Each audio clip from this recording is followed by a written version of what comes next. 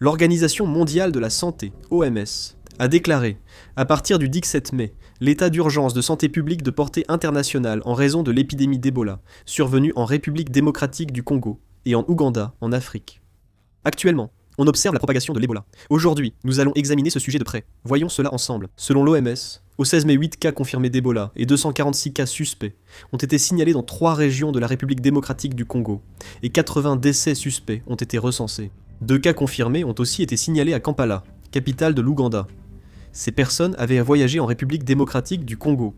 Le problème, c'est que l'OMS a déclaré qu'elle n'avait pas encore trouvé de lien clair entre le virus Ebola apparu en République démocratique du Congo et celui détecté en Ouganda, ce qui suscite encore plus d'inquiétude.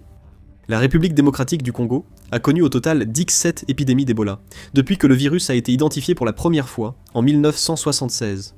Cependant, il a été confirmé que le virus Ebola identifié cette fois-ci n'appartient pas à la souche Zaïre, qui était la plus fréquemment signalée jusqu'à présent, mais à la souche Bundibugyo. Cette souche Bundibugyo est un type relativement rare, et jusqu'à présent, il n'existe aucun traitement ou vaccin approuvé au niveau international.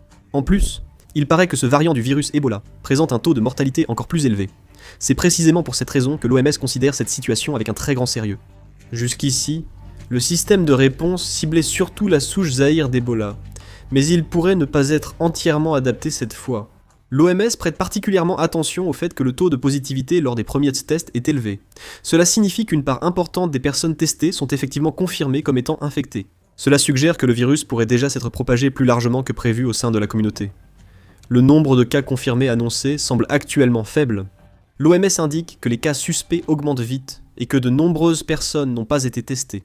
Le nombre réel d'infections pourrait donc être bien supérieur aux chiffres officiels.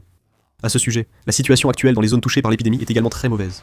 Dans l'est de la République démocratique du Congo, les affrontements entre groupes armés et l'insécurité persistent, et les infrastructures médicales sont également dans un état très précaire.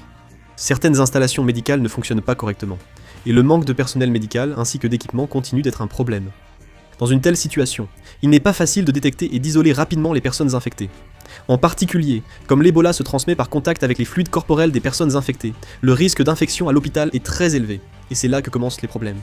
La région touchée, près de la frontière Ouganda-Soudan du Sud, est caractérisée par une grande mobilité des mineurs, des réfugiés et de nombreux passages frontaliers non officiels. C'est pourquoi l'OMS a évoqué un risque de propagation internationale. Avec des cas confirmés à Kampala, capitale de l'Ouganda, l'inquiétude grandit sur une possible propagation.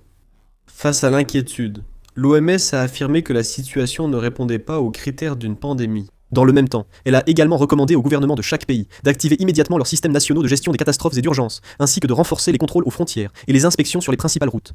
Elle a également souligné que les personnes testées positives doivent être immédiatement isolées, que les contacts doivent être suivis et surveillés quotidiennement, et que les déplacements internationaux doivent être limités pendant 21 jours après l'exposition. L'OMS appelle à la retenue, avertissant que fermer les frontières ou restreindre le commerce par peur risque d'accroître les passages informels et de compliquer la lutte contre l'épidémie. Ce virus Ebola est connu pour son taux de létalité extrêmement élevé. C'est une maladie infectieuse mortelle qui provoque de la fièvre, des douleurs musculaires, des vomissements et des saignements. Il se transmet par les fluides corporels, objets contaminés ou contact avec des défunts. Le taux de létalité est de 80 à 90%. Mais la bombe à retardement qui inquiète les autorités sanitaires ne se trouve pas seulement en Afrique. L'épisode de hantavirus n'est pas encore terminé. Un Canadien à bord du MV Ondios de Cruise Ocean a été testé positif au virus Hanta. Un responsable de la santé de Colombie-Britannique a annoncé qu'un Canadien, en quarantaine après avoir quitté ce navire, a reçu un résultat provisoire positif au virus Hanta. Ce patient a eu de la fièvre et des maux de tête depuis 2 jours, puis a été transféré dans un hôpital de Victoria pour examen. Il est en isolement à l'hôpital et son état est stable. Au moins 10 personnes ont été infectées par le virus Hanta, dont 3 sont mortes. Ce hantavirus ne se transmet que par contact étroit avec des personnes symptomatiques. Des chercheurs ont montré, selon des études, que le virus Hanta pouvait se transmettre sans contact direct dans certains cas. En Argentine, entre novembre 2018 et février 2019, lors d'une infection de groupe dans la région FN, il est apparu que sur 34 personnes touchées, 6 n'avaient jamais eu de contact direct avec une personne infectée. Une personne aurait été infectée après un simple salut dans la rue. Le professeur Georges Poellon de l'école de santé publique de l'université Harvard a indiqué qu'il ne s'agissait ni d'un contact étroit ni prolongé, mais il juge difficile d'exclure la transmission aérienne du hantavirus entre humains. Bien sûr, dans le cas du hantavirus, sa capacité de transmission est très faible, il n'est donc pas nécessaire de s'inquiéter excessivement. Cependant, des critiques émergent tout de même, concernant la réponse de l'OMS et des centres américains de contrôle et de prévention des maladies. Les centres de contrôle et de prévention des maladies n'ont publié des directives et des explications sur cette infection qu'après près d'un mois depuis le premier décès. Quant à l'OMS, elle continue de présenter les cas comme relevant de conditions de transmission particulières ou de contacts étroits. L'OMS a expliqué que c'était pour éviter de provoquer une anxiété excessive.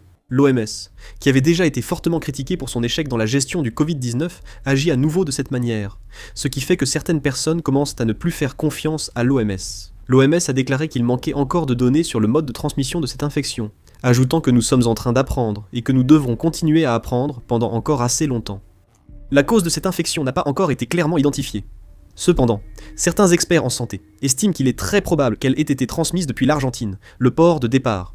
L'OMS précise qu'aucun rongeur vecteur du hantavirus, comme le G, n'a été trouvé sur le navire. L'infection aurait sans doute eu lieu en Argentine avant l'embarquement. Le hantavirus se transmet surtout par les excréments, ou la salive de rongeurs, comme le G. Toutefois, le virus des Andes, présent en Argentine et au Chili, a déjà causé quelques transmissions interhumaines rares. En particulier, l'Argentine est connue comme l'un des endroits au monde où l'infection par le hantavirus est la plus fréquente. À Ushuaia, d'où le navire a quitté, les autorités ont réfuté tout soupçon sur l'origine du hantavirus. Tedros Adhanom Ghebreyesus, directeur général de l'OMS, a affirmé que l'OMS juge le risque pour la santé publique faible, malgré la gravité de l'affaire. Il a ajouté que c'est la raison d'être du règlement sanitaire international et son fonctionnement. Tedros Adhanom Ghebreyesus, directeur général de l'OMS, a indiqué que l'OMS collabore avec de nombreux pays et partenaires pour répondre à la situation. Il a rappelé que notre priorité est de soigner les patients, garantir la sécurité des passagers et éviter la propagation du virus. Rahman Mahamoud, directeur du département d'alerte et de réponse d'urgence de l'OMS, a affirmé que si les mesures de santé publique sont appliquées et que les pays sont solidaires, l'épidémie devrait rester limitée. L'Organisation mondiale de la santé, l'OMS, se retrouve une fois de plus mise à l'épreuve à l'échelle mondiale.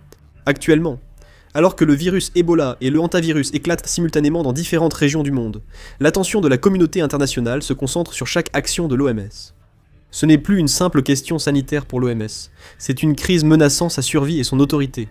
Depuis le début de la pandémie de Covid-19, l'OMS a fait l'objet de critiques et de reproches extrêmement virulents de la part du monde entier.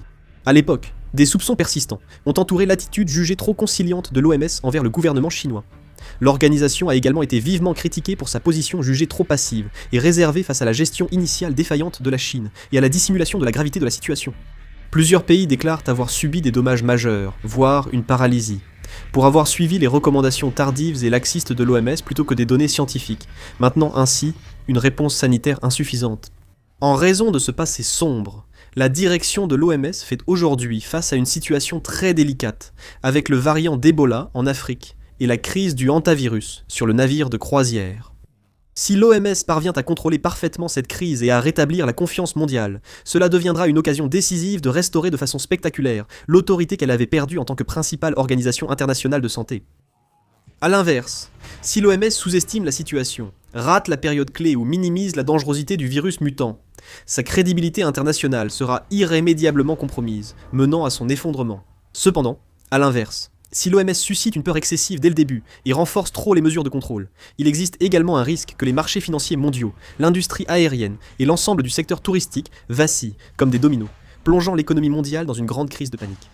En particulier, le fait que l'économie mondiale ne se soit pas encore complètement remise des séquelles laissées par la crise du Covid-19, souffrant toujours de l'inflation, de la récession et de la stagnation, exerce une pression et un fardeau énorme, au-delà de l'imagination, sur la direction de l'OMS. Face à ces intérêts complexes, l'OMS se montre très prudente et défensive, admettant publiquement les risques, mais restant vigilante en interne contre la panique publique et l'impact sur l'industrie.